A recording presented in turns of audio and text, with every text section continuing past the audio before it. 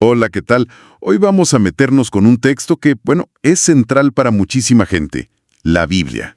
Uf, sí, fundamental. Pero claro, con ella vienen preguntas. Preguntas que seguro muchos nos hemos hecho, ¿no? ¿Quién la escribió realmente? ¿Es palabra divina al 100% o humana? ¿O cómo va esa mezcla? Exacto. Y eso de que hay Biblias con diferente número de libros también genera dudas. Sí, son preguntas muy comunes. De hecho, una de nuestras fuentes, el padre Rivero, lo plantea así, muy directo. ¿Son puramente humanos los libros de la Biblia? ¿Cómo puede ser Dios el autor si no lo vemos? Digo, preguntas fuertes. Fuertes pero necesarias. Pues justo de eso queremos platicar hoy. Nos vamos a enfocar en cómo la tradición católica entiende el origen, la autoridad de la Biblia. Vamos a explorar juntos conceptos que, bueno, a veces suenan medio técnicos, pero son fascinantes. Inspiración, revelación y lo del canon bíblico. Conceptos clave, sí. Tenemos a la mano varias fuentes para guiarnos. Explicaciones doctrinales católicas, datos sobre la lista oficial de libros, el canon, y también detalles sobre cómo se llegó a esa lista. Material interesante para desmenuzar. El objetivo es que al final de esta charla quede más claro cómo se entiende desde esta visión católica que Dios sea el autor principal, pero también cuál fue el papel de los escritores humanos. Ajá, esa dualidad. Y por qué unos libros sí entraron al canon y otros no, los famosos apócrifos. Y la diferencia que es crucial entre inspiración y revelación. Exacto. Entender cómo la Biblia puede ser, como dice una fuente, auténtica palabra de Dios y auténtica palabra humana. Esa es la idea. ¿Listos? Pues vamos a ello. Venga. Empecemos por el meollo del asunto. ¿Cómo puede un libro ser obra de Dios y al mismo tiempo de seres humanos? Suena un poco a contradicción, ¿no? Sí, a primera vista parece complicado. Pero la respuesta central que da la doctrina católica es la inspiración. Inspiración, ok. Y hay textos bíblicos que se usan para apoyar esto, ¿verdad? Sí, claro. Los clásicos son, por ejemplo, 2 de Timoteo 3:16, que dice: toda escritura es divinamente inspirada. Y 2 de Pedro 1:21. Llevados por el Espíritu Santo, hablaron los hombres de parte de Dios. Y bueno, también el Concilio Vaticano II, que es más reciente, lo reafirma. Dice que los libros bíblicos, escritos por inspiración del Espíritu Santo, tienen a Dios como autor. Pero, a ver, ¿qué significa eso en la práctica? ¿Cómo funciona? Exacto. Inspiración es la palabra clave. Una de las fuentes doctrinales la define como un influjo directo, una asistencia especial del Espíritu Santo sobre los escritores sagrados. Ok, asistencia e influjo. Lo importante es entender la dinámica. Se considera a Dios el autor principal, el que tiene el mensaje de fondo, ¿sabes? El de la idea original, digamos. Eso. Y los seres humanos son autores secundarios, o sea, instrumentales. Pero ojo, son autores verdaderos también, ¿eh? Con su propio estilo, su contexto, pero guiados por Dios. Hay una analogía en las fuentes que ayuda mucho a entender esto, ¿no? ¿Algo de una carta? Sí, es muy buena. La analogía de Manuel, Juanita y José. A ver, imagina que Manuel quiere mandarle una carta de amor a Juanita. Ok. Pero Manuel, pues no sabe escribir, le pide ayuda a su amigo José. Manuel le dice las ideas clave. Dile que la amo, que pienso en ella, que me preocupa su enfermedad, que la voy a visitar. El mensaje central, lo que siente. Exacto. Y José, que sí sabe escribir, pues redacta la carta. Usa su estilo, sus palabras, chance hasta su sentido del humor, ¿no? Su forma de expresarse. Pero es totalmente fiel al mensaje y a la intención de Manuel. Entiendo. O sea, no fue como un robot que solo transcribió, sino que usó su habilidad, su lenguaje. Justo eso. Puso de su parte, su talento. Pero el alma de la carta, el mensaje de amor, es de Manuel. Entonces, cuando Juanita recibe la carta, ¿de quién dice que es? Pues es una carta de Manuel, claro. Exacto. Aunque físicamente la escribió José, el autor real, el del contenido, es Manuel. Ya veo. Es una buena imagen. Así se entiende la Biblia desde esta perspectiva católica. Dios, queriendo comunicar su carta de amor a la humanidad, usó autores humanos a lo largo de muchísimos años. Con todo lo que eso implica, su cultura, su idioma de ese momento. Claro, con sus conocimientos limitados de la época, su estilo personal, pero el mensaje de fondo, las verdades importantes sobre Dios y la salvación, vienen de Dios como autor principal. Por eso se dice que es palabra de Dios. Tiene sentido. Y se detalla incluso cómo actúa el Espíritu Santo sobre el autor humano. Son como 3 acciones principales. A ver. Primero, iluminando su entendimiento, o sea, ayudándole a captar lo que Dios quiere comunicar. Que entienda la idea divina. Segundo, moviendo su voluntad, para que decida escribir todo lo que Dios quiere, y solo lo que Dios quiere para nuestra salvación. Que no se guarde nada importante ni añada cosas que no van. Exacto. Y tercero, asistiéndolo o cuidándolo para que no cometa errores. Pero ojo, errores en esas verdades fundamentales para la fe y la salvación, no en detalles científicos o históricos menores. Ah, ese punto es clave. Lo de los errores. Sí, lo retomamos más adelante con la inerrancia. Perfecto. Pero entonces, aquí es donde creo yo se pone muy interesante. Porque si Dios habla a través del lenguaje humano, como dice ese documento Dei Verbum, Ajá. el mensaje divino viene como vestido con la ropa de la época, ¿no? La mentalidad, la cultura, las formas de hablar de hace miles de años. Totalmente. Y eso tiene consecuencias enormes, como dices. ¿Cuáles serían las principales? Pues la primera es que para entender bien el mensaje hoy, no podemos leerlo todo literalmente así nomás. Hay que interpretar. Hay que saber el contexto. El contexto histórico, claro, y el género literario. Estamos leyendo poesía, una ley, una profecía, una carta personal. No es lo mismo. No puedes leer todo como si fuera una nota de periódico de hoy. Y ahí es donde, según esta visión católica, entra el papel de la Iglesia, como una especie de guía necesaria para interpretar a lo largo del tiempo. Algo así. Correcto. La Iglesia se ve a sí misma como guardiana de la tradición que ayuda a entender el sentido profundo, guiada, en teoría, por el mismo espíritu que inspiró los textos originalmente. Entiendo. Y esto también explicaría algo que a veces uno se pregunta. ¿Por qué no sabemos quién escribió muchos libros, sobre todo del Antiguo Testamento? Fíjate que sí. Las fuentes señalan que nuestra idea moderna de autoría individual, casi como con derechos de autor y firma, pues no era igual en la antigüedad. Era diferente la concepción. Mucho más comunal, el texto pertenecía más a la tradición de un pueblo. Y saber el nombre exacto del último escriba no era lo más crucial. Fascinante cómo cambian las perspectivas, ¿no? Sí, yo la verdad que sí. Bueno, entonces, la inspiración nos explica el cómo se escribió la Biblia, esa colaboración Dios-hombre. Exacto, el proceso. Pero esto nos lleva directo a la siguiente pregunta.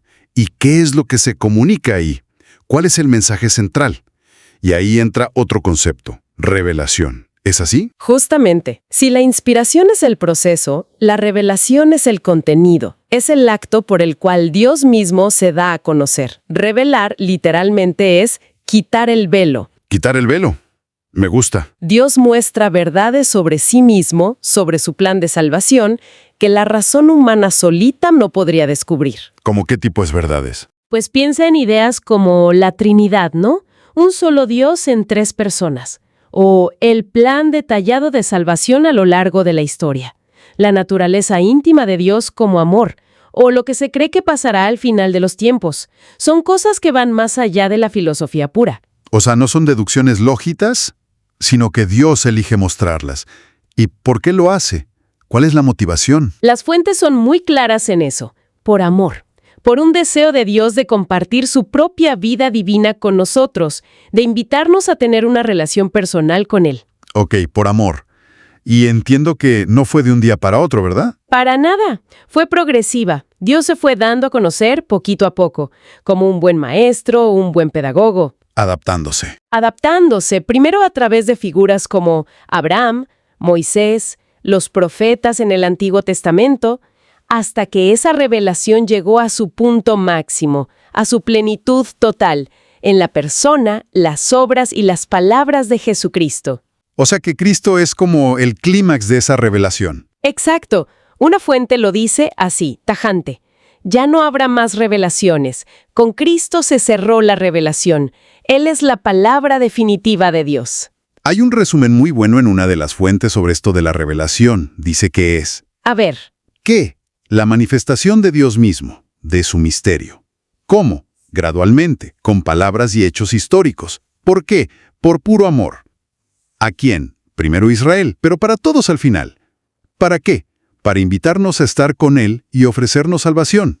¿Y a través de quiénes? De los autores sagrados inspirados para escribirla. Perfectamente resumido. Así que, para que quede bien amarrada la conexión, revelación es el qué, el mensaje divino. Inspiración es el cómo, el proceso guiado por el Espíritu para escribir fielmente ese mensaje. Son como dos caras de la misma moneda. Exacto. Y ante esta revelación que se nos da, la respuesta que se espera del ser humano, pues es la fe. Como decía San Agustín, lo citan las fuentes, que la persona escuchando crea, y creyendo espere, y esperando ame. Es una invitación a responder personalmente. Entendido. Inspiración, el cómo. Revelación, el qué. Ahora, tenemos esta colección de escritos inspirados que tienen la revelación, pero sabemos que en la antigüedad había muchos textos religiosos circulando, ¿no? Muchísimos. No fue tan fácil como que un día, ¡pum!, apareció la Biblia completa y encuadernada. ¿Cómo se decidió exactamente cuáles libros sí formaban parte de la Biblia y cuáles no? Y eso nos lleva al tema del canon. Canon significaba originalmente una caña, una vara de medir. ¡Ah, una regla! De ahí pasó a significar eso, una regla, una norma, un estándar. Y en este contexto, el canon bíblico es la lista oficial, el catálogo que la Iglesia Católica reconoce de los libros que considera inspirados por Dios. Y por lo tanto, normativos para la fe. Exacto, como regla de fe y de vida. Según nuestras fuentes, este canon católico tiene 73 libros. 73. ¿Cuántos en cada testamento? Son 46 en el Antiguo Testamento y 27 en el Nuevo Testamento. Y se señala que esta lista se definió ya de forma dogmática, o sea, como verdad de fe oficial, en el Concilio de Trento. ¿Trento? En el siglo XVI, ¿no? 1546. Así es, en 1546. ¿Y por qué hizo falta definir una lista oficial?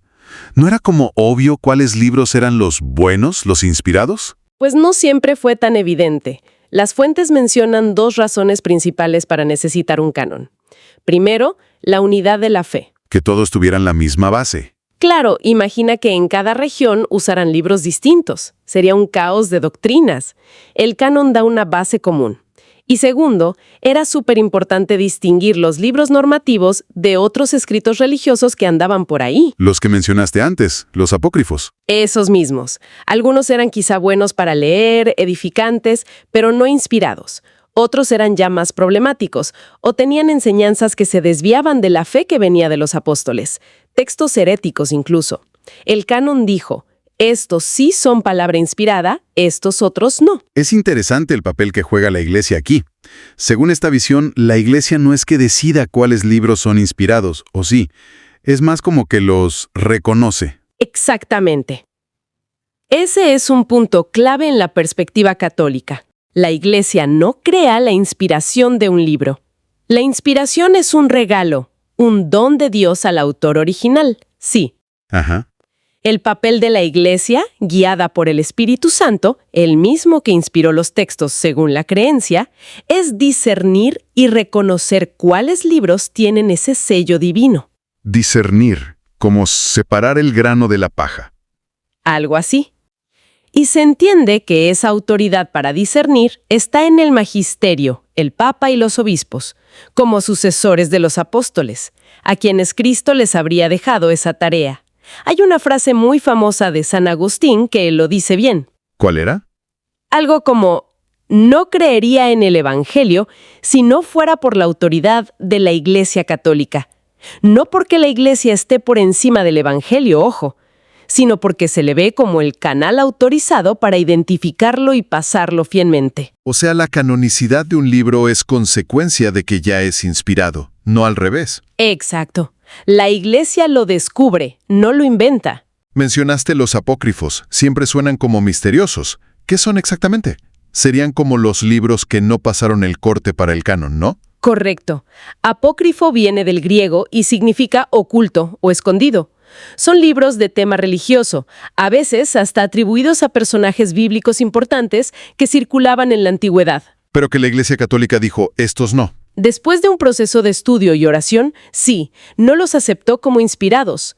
Las razones para excluirlos pues varían. A veces había dudas muy serias sobre su origen. ¿De verdad lo escribió un apóstol o alguien cercano? Que no hubiera garantía de autenticidad. Exacto. Otras veces el contenido parecía como muy fantasioso, exagerado, o de plano contradecía la enseñanza central de la fe que ya se tenía, la famosa regla de la fe. Hay ejemplos conocidos. Sí, las fuentes mencionan algunos. Para el Antiguo Testamento, el libro de Enoc o el libro de los Jubileos. Y para el Nuevo, el Evangelio de Tomás, el Protoevangelio de Santiago, que habla de la infancia de María, o la Asunción de María. O sea, como si fueran los extras del DVD o las escenas eliminadas que no quedaron en la película final oficial. Podría ser una analogía, sí, aunque algunos se veían como directamente desviados, no solo extras. Ahora, dentro de los libros que sí están en el canon católico, hay otra distinción que es útil: protocanónicos y deuterocanónicos. Proto y deutero. Primero y segundo, ¿no? Exactamente. Los protocanónicos, proto igual a primero, son aquellos cuya inspiración se aceptó de forma bastante general y sin grandes pleitos desde el principio, tanto por la tradición judía para el Antiguo Testamento como por la cristiana. Esos serían como los indiscutibles. Algo así.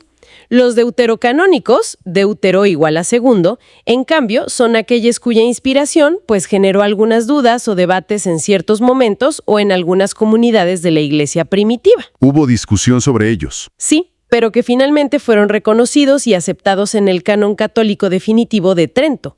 En el Antiguo Testamento católico hay 7 libros deuterocanónicos principales. A ver, ¿cuáles son? Para tenerlos claros. Son Tobías, Judith, Sabiduría, Eclesiástico, que a veces le llaman Sirásida, Ajá. Baruch, correcto, y los 2 libros de los Macabeos, además de algunos fragmentos un poco más largos en los libros de Esther y de Daniel que no están en otras versiones. ¿Y estos 7 son entonces la diferencia principal con las Biblias que usan, por ejemplo, los protestantes? Precisamente. Las Biblias protestantes generalmente siguen el canon judío que se fijó en Palestina para el Antiguo Testamento, y ese canon no incluye estos 7 libros y esos fragmentos. Ahí está la diferencia numérica principal. Ok, dato clave. ¿Y en el Nuevo Testamento también hay deuterocanónicos? Sí los hay, pero la situación es un poco distinta. Hay 7 escritos del Nuevo Testamento que también se consideran deuterocanónicos porque hubo algún debate sobre ellos en la antigüedad. ¿Cuáles son? Son la Carta a los Hebreos, la Carta de Santiago, la Segunda Carta de Pedro, la Segunda y Tercera de Juan, el libro del Apocalipsis. ¿El Apocalipsis tuvo debate? Sí, tuvo sus resistencias al principio. Y también un par de pasajes de los Evangelios, como el final de Marcos o la historia de la mujer adúltera en Juan. Pero, ¿entonces estos también faltan en algunas Biblias? No, y eso es lo interesante. A pesar de haber sido deuterocanónicos en algún momento, todos los 27 libros del Nuevo Testamento son aceptados hoy como canónicos tanto por católicos como por protestantes y ortodoxos. La diferencia importante está en el Antiguo Testamento. Ah, mira qué bien. O sea, el Nuevo Testamento es el mismo para casi todos los cristianos. En cuanto a la lista de libros, sí. Entendido. ¿Y cómo fue el proceso para llegar a esta lista final? ¿Fue como una reunión y ya? ¿Decidieron? ¿Qué va? Fue un proceso larguísimo, gradual. Duró siglos, de hecho. ¿Siglos? Sí. Las fuentes indican que las primeras comunidades cristianas usaban mucho la Septuaginta. ¿La qué? ¿Perdón? La Septuaginta es una traducción al griego del Antiguo Testamento que hicieron judíos antes de Cristo. Y esa versión griega ya incluía esos libros deuterocanónicos. Ah, o sea que los primeros cristianos ya los leían. Exacto, era como su Antiguo Testamento. Luego las primeras listas más formales de libros aceptados empezaron a salir en reuniones de obispos, sínodos locales, por allá a finales del siglo IV. Mencionan Hipona en el año 393 y Cartago. Pero la definición final universal para la Iglesia Católica fue hasta Trento, ¿dijiste? Sí, en 1546. En parte fue una respuesta a la Reforma Protestante que había cuestionado la canonicidad de los deuterocanónicos. Ya. ¿Y qué criterios usó la Iglesia para decidir? O sea, ¿cómo sabían si un libro era el bueno, si era inspirado? Bueno, no fue una sola cosa, sino varios criterios que se consideraban juntos. Las fuentes mencionan varios. A ver, Uno muy importante era el origen apostólico. El libro venía de un apóstol o de un discípulo muy cercano. Reflejaba bien la enseñanza de los apóstoles. que tuviera conexión directa con los inicios. Exacto. Otro era el uso litúrgico. Era un libro que se leía normalmente en la misa, en las celebraciones de las iglesias importantes desde hacía tiempo. Si la comunidad ya lo usaba como sagrado. Ajá. También la coherencia doctrinal. Lo que enseñaba ese libro estaba en armonía con el resto de los libros ya aceptados y con la fe central de la Iglesia, la regla de la fe. Que no se contradijera con lo fundamental. Y ligado a eso, la ortodoxia. Básicamente, que estuviera de acuerdo con la tradición apostólica recibida. No era un checklist simple, sino un discernimiento complejo. Se entiende que fue un proceso largo. Guiado, según la fe católica, por el Espíritu Santo. Ok, ahora, todo esto que hemos hablado sobre inspiración, revelación, canon, ¿qué consecuencias tiene en la práctica? ¿Cómo afecta la forma de ver la Biblia? Tiene varias consecuencias importantes. Una es la idea de unidad de la Biblia. Unidad. Si tiene tantos autores y épocas. Claro, pero como se cree que hay un único autor divino principal detrás de todo, se piensa que hay un mensaje coherente que une el Antiguo y el Nuevo Testamento. El misterio de Dios que se revela en Cristo y que ya se preparaba antes. Un hilo conductor divino. Algo así. Otra consecuencia es ver la Biblia con cierta sacramentalidad. O sea, no solo como un libro antiguo, sino como un lugar sagrado donde uno puede encontrarse con la palabra viva de Dios. Un signo de su presencia. Como algo más que solo texto. Exacto. Y luego está el concepto de inerrancia. Este siempre genera, mucha discusión. Sí, detengámonos ahí un momento, porque inerrancia suena a que no tiene ningún error. Cero. Significa que no hay errores históricos o científicos si los vemos con ojos de hoy. Porque, francamente, a veces uno lee cosas que parecen chocar con lo que sabemos por la ciencia.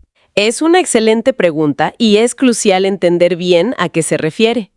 Las fuentes católicas son bastante específicas. La inerrancia bíblica se refiere a que los libros de la Biblia enseñan sin error la verdad que Dios quiso poner en ella para nuestra salvación. A ver, repita eso. La verdad para nuestra salvación. Exacto. El énfasis está ahí, en la verdad salvífica.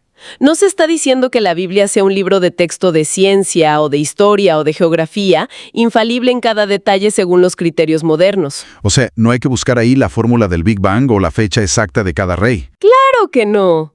Dios inspiró a autores humanos con los conocimientos y la visión del mundo de su tiempo para que transmitieran un mensaje religioso y moral, un mensaje orientado a la salvación, a la relación con Dios. Entiendo. El propósito principal no era dar una clase de biología o astronomía, sino revelar quién es Dios y cómo podemos relacionarnos con Él para la vida eterna. Justamente.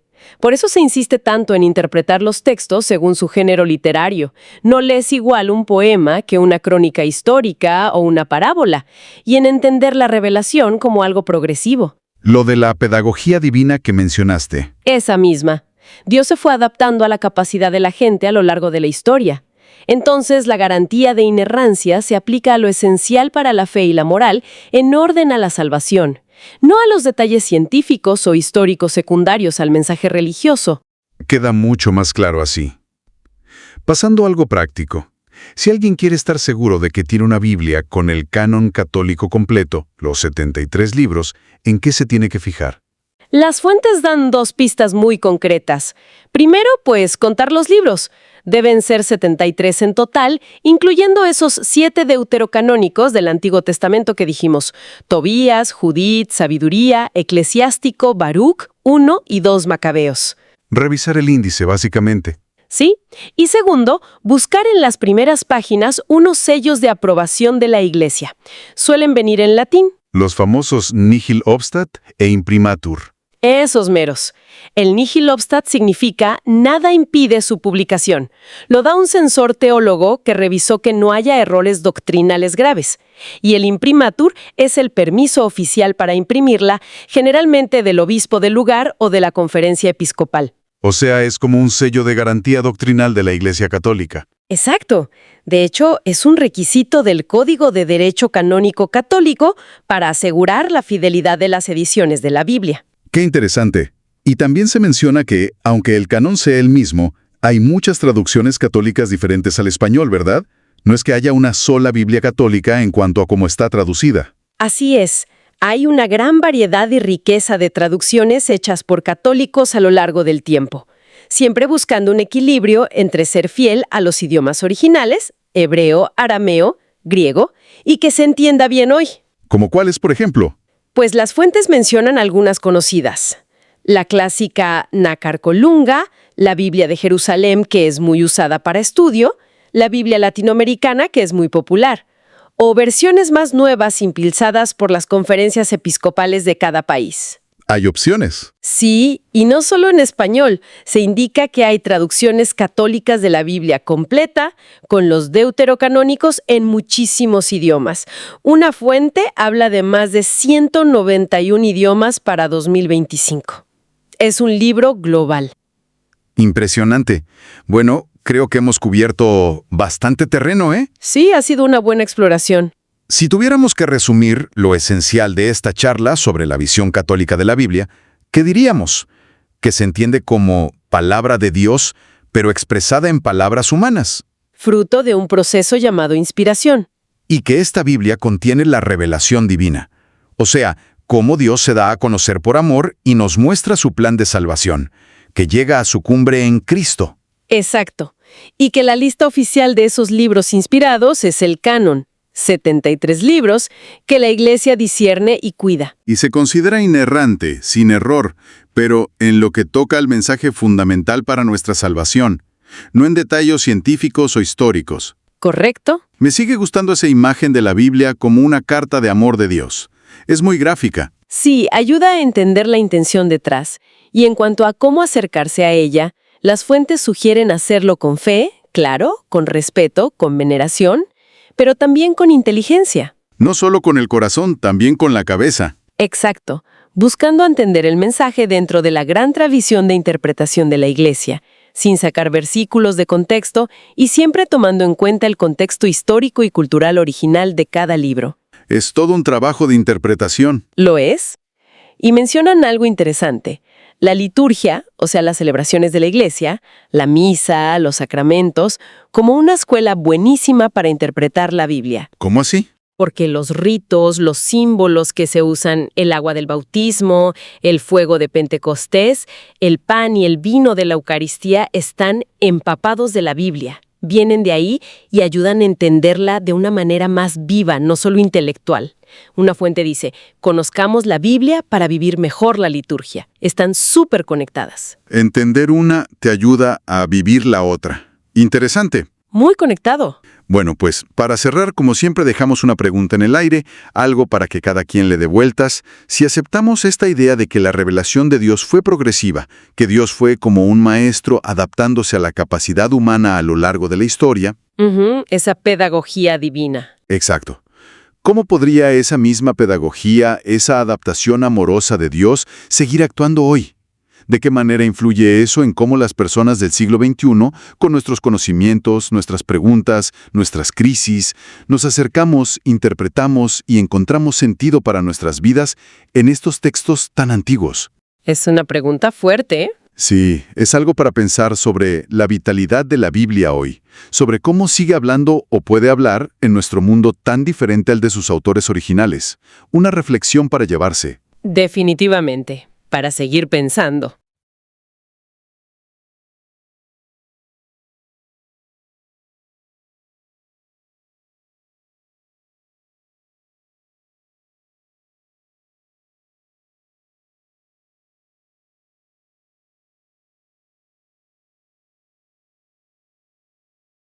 A todos nos ha pasado, ¿verdad? Tienes una idea genial para un proyecto online, pero te frena el pensar en lo que va a costar o lo complicado que es montar una web. Pues atención, porque hoy vamos a hablar de una alianza entre Hostinger y Softelemax que viene a romper justo con eso. Vamos a ello. Y bueno, vamos a empezar por lo que, seamos sinceros, más nos interesa a todos cuando arrancamos algo. Cómo ahorrarnos un dinerillo sin que la calidad se resienta. Y es que esta colaboración arranca con una oferta que es de verdad muy, muy potente.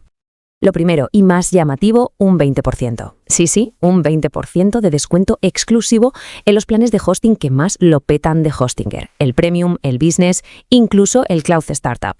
Que oye, para empezar, es un ahorro que se nota y mucho. Pero ojo, que ese 20% es solo, digamos, el aperitivo, porque ahora viene la guinda del pastel, lo que hace que esta oferta sea algo de otro nivel. Resulta que al contratar el hosting, Softel Comax diseña la página web a medida. ¿Y cuánto cuesta eso? Nada, 0, completamente gratis. Vale, genial. Diseño gratis suena increíble. Pero claro, antes de poner la casa bonita, necesitamos los cimientos, ¿no? Pues toda web necesita una base sólida. Y eso es el hosting. Vamos a ver qué es lo que ofrece. A ver, que quede claro, Hostinger no da solo un trocito de espacio en un servidor y ya está. ¿Qué va? Dan el pack completo. Incluye un dominio, gratis, para tener una marca propia desde el minuto 1. Correo profesional, que da una imagen mucho más seria, ¿verdad? Migración de la web, por si ya se tiene una y no se quieren líos. Y algo que es crucial, copias de seguridad automáticas, o sea, para poder dormir por las noches sin dramas. Y lo bueno es que hay para todos. Da igual si lo que se quiere es montar un primer blog, o si ya se tiene un negocio que necesita más chicha, más potencia, o incluso si se va a montar una tienda online a lo grande que necesita ir como un tiro. Hay un plan para cada caso, así que elegir es súper fácil. Venga, volvamos a la magia del diseño gratis, porque es aquí donde Softel Comax entra en juego y derriba uno de los muros más altos que uno se encuentra al empezar, el pastizal que puede costar un diseño profesional y lo lioso que puede llegar a ser. Y de nuevo, flexibilidad total. Se puede elegir entre 2 caminos, y lo mejor es que los 2 son gratis. Que uno prefiere no complicarse la vida y que un equipo de expertos le diseñe la web de arriba a abajo, pues lo hacen. Que a otro le apetece aprender y construirla con sus propias manos, pues también le dan una asesoría personalizada. La elección es total. Claro, para los que se animen con esa segunda opción, la herramienta clave es Gutenberg. A lo mejor suena algo complicado, pero para nada. Es el editor nuevo de WordPress y funciona con bloques. Es como construir con piezas de Lego, de verdad. Vas arrastrando y soltando un bloque de texto por aquí, una imagen por allá, un vídeo. Súper intuitivo. Y lo mejor de todo, sin tener ni idea de código. ¡Cero! Muy bien. Hasta ahora todo ha sido sobre cómo lanzar un proyecto ahorrando, que ya es un montón. Pero, ¿y si la cosa fuera más? ¿Y si esta colaboración, además de ahorrar, permitiera ganar dinero? Suena bien, ¿eh? Pues esa es exactamente la idea. No se trata solo de reducir gastos, sino de abrir una puerta a una nueva oportunidad. Vamos a ver de qué va esto. Y el potencial es de verdad muy serio. Estamos hablando de hasta $450 por una sola persona, por recomendar a una persona que contrate un servicio. Si uno echa cuentas con un par de referidos, el hosting se paga solo y encima se empieza a ganar pasta. Es una locura. Claro, la pregunta es, ¿de dónde sale esa cifra? Pues sale de una comisión súper generosa, un 40%. Un 40% por cada venta que venga de parte de quien refiere. Es un porcentaje altísimo y muy claro, simplemente por hacer algo tan sencillo como recomendar un servicio que además es bueno. Y para que quede claro que esto no es humo, que no es solo teoría, el programa ya ha pagado más de 4 millones de euros en comisiones. 4 millones. Es una barbaridad. O sea, es un sistema que funciona, que es fiable y que, vamos, recompensa de verdad. Y no es un club privado para 4 elegidos. ¿Qué va? Ya hay más de 120.000 personas dentro, participando y recomendando a sus contactos. Es una comunidad gigantesca que ya está sacándole partido a esto. Y todo con las cartas sobre la mesa, con total transparencia. Esto es un win-win de manual. La persona que llega con la recomendación se lleva su 20% de descuento, con lo que la recomendación es todavía mejor.